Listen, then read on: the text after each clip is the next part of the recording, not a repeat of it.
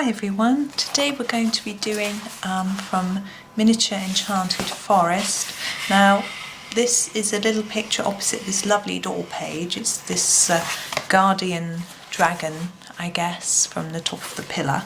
And I thought we would have a fun go at this. Now, it's quite a small picture, but we're going to have a little experiment with it and see what we can do. I'm going to start with number 9, which is black. So it's a bit different for me. I don't normally start things with black, but I've got a little idea and we'll see how it comes off. So I'm just going to put black in the areas where I want it darker, which makes sense, I hope. So I'm just doing quite a fine line of black and trying to spread it out a little bit so that it will blend into my next colour, hopefully. Now these little scales are very fine, so I'm just doing my best with them. I'm really just putting a tiny dash on each because I do want room for another colour in each one. Now this is obviously in the big version of Enchanted Forest as well, not this little tiny one version, so it might be easier to do it in that one rather than this little book. But it's such fun doing these mini pictures. I've really enjoyed them. I did all the ones in the miniature Secret Garden book, which I think I recorded all of them, so there are those to look at if you've got that book as well. You may have seen them already. In fact, there's only one picture I did in Secret Garden book that I haven't videoed, and I did it yesterday. But I will do a flip through when I finish the book, but I barely started it, so you may have a long amount of years to wait until you see that. What am I going to do with this? I'll do them here. I've got this little idea in my head. I'm not going to explain it in case it all goes horribly wrong, and whatever happens I can pretend that's what I was intending on doing. It's a bit sneaky, isn't it? But hey, you'll never know. So I'm doing the same here. I'm just putting a touch of black on the top of each of the scales. Now when I did this fairly recently in Enchanted Forest. In fact, I've got a flip through of what I've done so far in Enchanted Forest, and you can see this picture in there. And I did these in a real silvery look. I didn't use black, but I used various shades of grey from my, just looking at the face, I'm going to do a little bit on the tongue as well. Not sure what to do with these ears, whether to do it on there. I think that'll do. Oh, we haven't done this bit. Yeah, I did them using my Derwent light fasts and did a silvery look, which was rather fun, but I decided to do something a bit different with these. Now I'm going in with a green. This is number 38. Now this is the darkest green. It's almost a bluey green, and my idea is to go over the top of the black and then leave some white. Now it's a bit tricky doing this face, trying to work out quite where to leave the white highlights. Oh, that was a sharp lead. Obviously it just proves that I press way too hard when it does that. I assume you heard it snapped. Now I'm going to leave those stripes white and see if it works.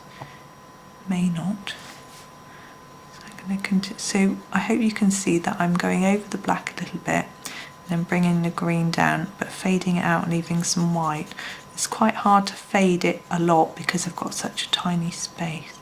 Oh gosh, look, I haven't done those, so I've just grabbed my black again, just going back in to do these.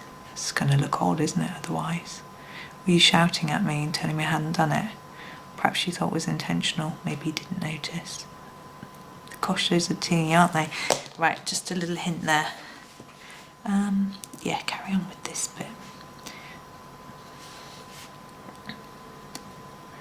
Now I'm going to try, as I say, I'm going to leave a little bit of white on the ends. I want to try and make it look like they're a bit shiny. By leaving a bit of white, it can do that. It's quite difficult in such a teeny space, but hopefully there's too much white there. There we go. Hopefully it'll work. Or we might get the whole sort of impression from the whole thing rather than just the odd one. Yeah, I'm going to do that down here as well. So I wonder what this is actually called. Is it a dragon?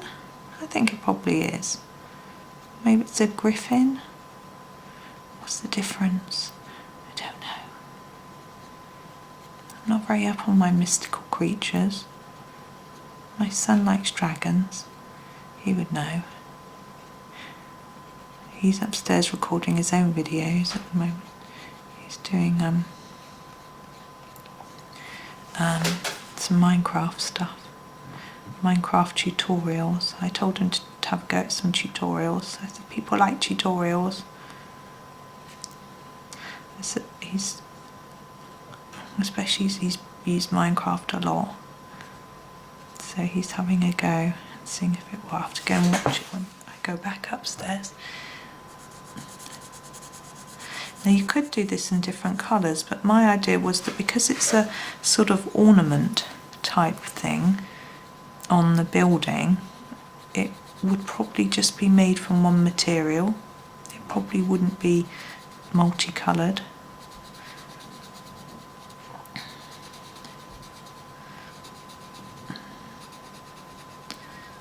Now what do I do with the white bit? I've got white bit in there which I need to cover up. Maybe I'll just do the tips of those. Oh, that's a long way out the line, isn't it? And then come up to it to leave a little white shine in the middle. There, let me see. I'm just going to tidy it up a bit in places.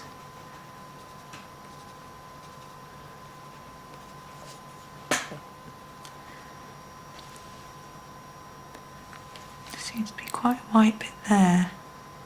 A bit too much white there and there. It's just getting the balance right and trying to do it without being too heavy-handed. There, I think I'm going to stop there. If I keep fiddling and faddling, it's going to make it worse. So the idea was to try and make it look slightly shiny and metallic. It's quite difficult with such a small shape. I'm not sure whether it looks like that or whether it just looks dirty. To be honest, I'll let you be the judge and decide whether you want to try it or whether you think, gosh, that's a disaster. I'll do something completely different. But I hope you enjoyed watching, and I hope it was interesting, even though maybe not exactly successful. So I still like it. I'm just not sure if it's quite what I was going for. But anyway, I hope it's been fun, and thank you for watching, and happy colouring.